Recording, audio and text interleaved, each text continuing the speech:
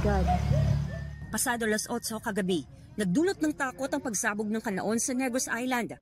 Makapal at maitim na usok ang namataan ng mga taga-barangay Biak na Bato sa La Casiliana, Negros Occidental.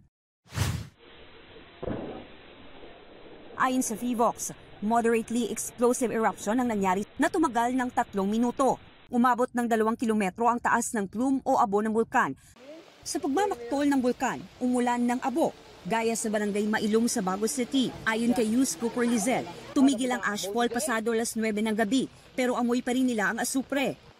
Kaninang umaga, 3 pang ash emission ang naganap na ayon sa PHIVOX ay umabot sa 300 metro ang taas.